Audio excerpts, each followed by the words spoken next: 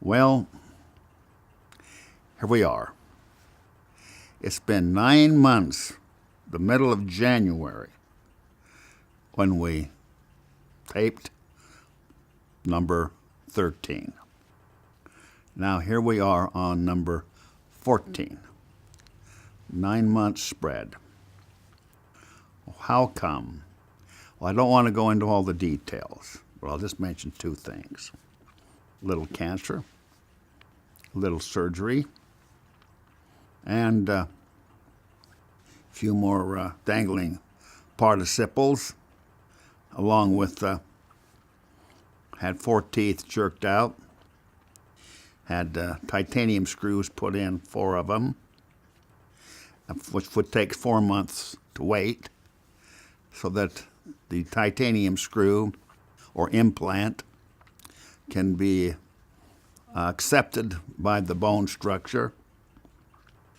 It was accepted on 3, but the 4th one rejected by the bones. I got infection. It spread to the next door neighbor tooth.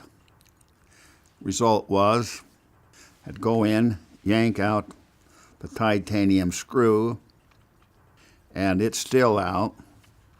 So I'll probably get 3 sometime around Thanksgiving. And they got to, by that time, put the screw back in on the one that they had to take out. This goes on and on and on. In the meantime, I had a sore mouth trying to eat. On this side was tough, and that side was tough, and straightforward was tough. So here we are. Well, I'm alive, and we made it, and there's a few other things along the way, but we're going to go for it. And when 13 ended, I'd left Washington, D.C. I'm thinking of the lines, so it's home again, home again, home again for me. My heart is turning home again, and there I long to be, in the blessed land of room enough, beyond the ocean bars, where the air is full of sunshine, and the flag is full of stars. So, here we are. Now, I have summarized what I want to say today in 4 lines. One, of course, is home again. We'll talk about that. And on the next one, in a way, is where the real war begins. And the third one is why the war is because I'm going to try and collect what I deserve to be paid for the billboards that are going to be coming down. So it's collecting just compensation according to the Constitution. And the final one is 13 states. So I'm spread thick and wild apart, and we're located from Canada to Mexico and from the Pacific to the Mississippi. That's the spread. That's big. Takes a lot of money just to control that. Well, it really is hard to believe. And I'm so grateful that I was successful enough in Washington, D.C. to be able to come home. Now, I'm a little bit debating whether was it 6 months or was it 7 months. I know the totality was 10 months. So somewhere between 6 and 7 months. I think the last CD says it's 6 months. I've looked at that. Maybe it might be a little closer to 7 months, but it doesn't make much difference. In thinking about this and what I experienced, that didn't mean that Washington, D.C. ceased. I kept my apartment. I kept my apartment for about 4 years because I'd be going back and forth and back and forth and back and forth. Because if you leave it to those guys, you're going to lose because they'll just change and shift, and that's the way it is. I really felt, in a way, sorry for John A. Volpe, the secretary. My last conversation with him in Washington, D.C., I went to him and I said, we've got this passed. There's going to be an implementation of the Highway Beautification Act. It'll be just in its incipient state, a small investment by the Congress. That's all you need. Because once you get it rolling, it can keep going. But it will never get rolling if you allow this to slip down into the Bureau of Public Roads, the monstrosity of bureaucracy. It will never happen. Nothing worse than bureaucracy. In that context, there's about 3 levels of bureaucracy, from my experience. One, which is the least offensive, is found in business, found in big companies, corporations, however you want to call it. They have their bureaucracy. And that bureaucracy can be very, very difficult. I believe it's one of the reasons why I was determined never to work for another company or a big company or any company. They'd fire me and I'm weak because I've got ideas of my own. I already know that going in. I've always said that about myself. I'd be fired that quick because I wouldn't blend. I just can't blend. I'm just one of those things. I don't blend. I've got thinking and ideas of my own. And sometimes they work and sometimes they don't. But at least I don't run around being frustrated. And if they don't work, I've got only myself to blame, no one else. Now, so you got the bureaucracy of government. Of business.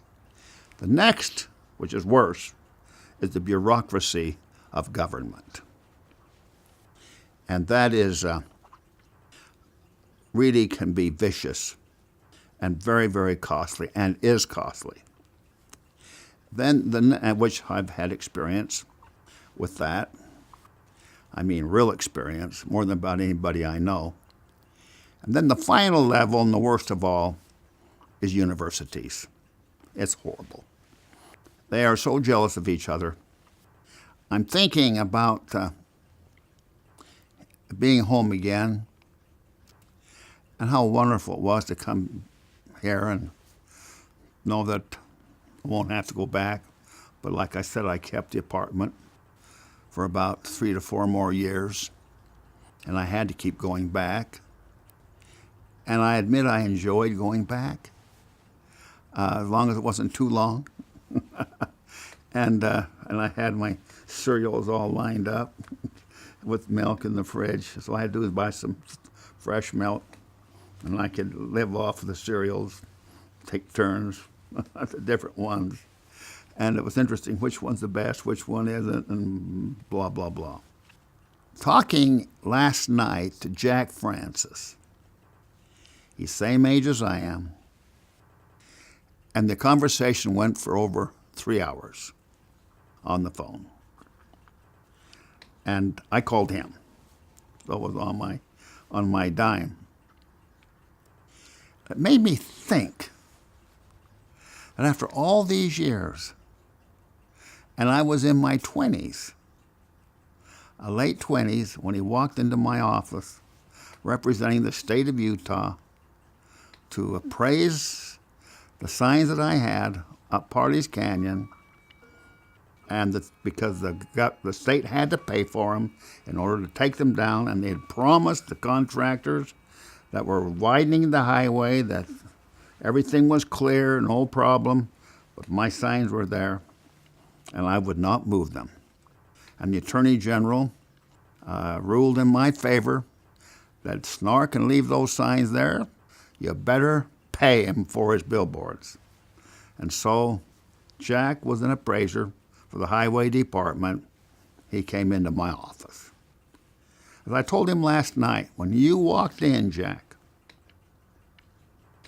I did not have an ounce of faith in you. I knew that you were going to try and take advantage of this situation. I didn't have any faith.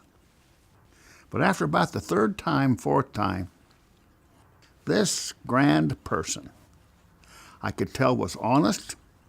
He wanted a win-win. He understood that I should be paid fairly, and he was not afraid to determine what that would be. And because of that meeting with me, he ends up in Washington, D.C., reporting directly to John A. Volpe, the Secretary of Transportation. I got him the job. And I remember telling Volpe, and when I mentioned to him, Jack Francis from Utah, is he a Mormon, Doug? Yes. Doug, they're starting to call me a Mormon around here because of my association with you.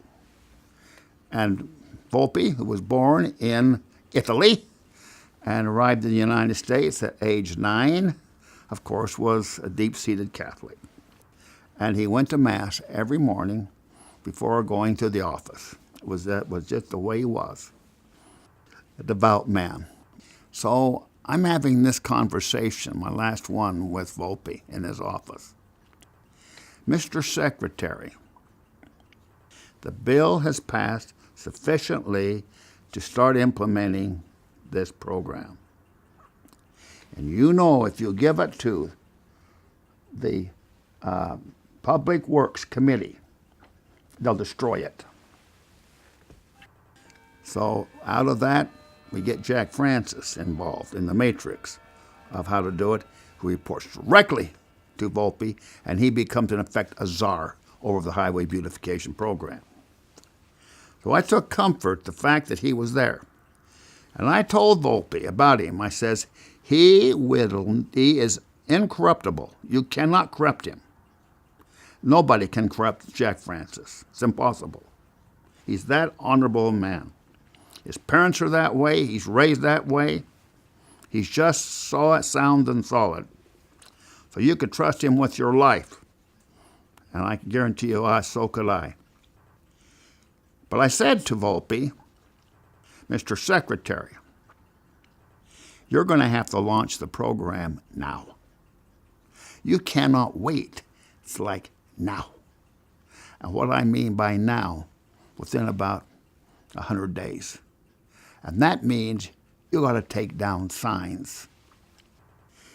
Now, you might not want to start in Utah because of the criticism from some of the congressmen and others. You might not want to do that. But I recommend you start now.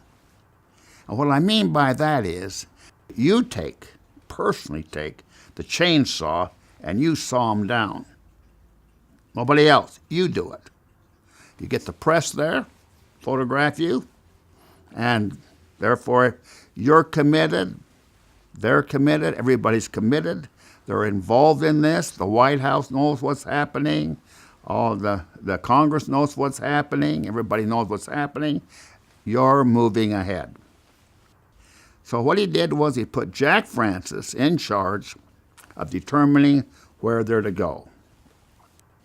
Now, the first sign was Freeport, Maine, of all places. Maine, oh brother, out there in the outer 40, if there ever was an outer 40. One sign, bang, went down. It was just kind of an incident. Pictures were taken, no big deal. The second one was Denver, Colorado. That was a good one. Now, I like the idea of it being in Denver because the help that I've received from other sign companies, 2 of the owners of signs were from Denver. Those 2 owners, Grant Wilkins and Lou Gregg, had a number of signs in quite a few states, and they're very good at representing the sign industry and what was happening, and verifying everything I'd been telling Volpe, that it indeed was the truth. Greg died about 10 years ago, and Grant Wilkins is alive today. He's 90 years of age. He's a good guy, really a good guy. The third one was Salt Lake City. Now, I maintain that what we had to have here in Salt Lake was kind of a, let's call it an outside or outdoors noteworthy event, for the want of a better slogan. Outdoors noteworthy event. And so it became that. And in that meeting, they had built the state had built they had planks to sit on, everything. People were invited all over, and one of the church was represented by Boyd K. Packer. Now, what brought Boyd K. Packer into the matrix of that event was when he was a mission president, he arranged to take a copy of the Book of Mormon to the governor of Massachusetts, which happened to be John A. Volpe. So he was there. And they were able to say, and meet each other, and all good things happened by having him there. That was great. Now, when it came to the governors, a little background there. Volpe had decided with Jack Francis to do it in a certain week. They found out that week there was a national governors conference, so there wouldn't be any governors involved. So Jack recommended maybe we'll take, and maybe we should postpone it another week. Volpe says, no, we're going to do it the week that you originally chose, right during that governor's conference. So what we'll do, we'll fly an airplane, pick up the governor of Maine, fly him up there while I take the sign down, and we'll fly him back. We'll take that jet, fly him, pick up the governor of Colorado, bango, fly him back. We'll go get the governor of Utah, same thing. We're going to do it in basically 1 day and a half. That's what we're going to do it in. So that's what happened. So the governors were all there. I like Volpe. That man has got guts. He's willing to shift gears, but he's not going to postpone anything. He wanted them all to know how important it was. If you pick up a governor in a private jet, or I should say a government jet, then fly you back and forth, this is a pretty important program.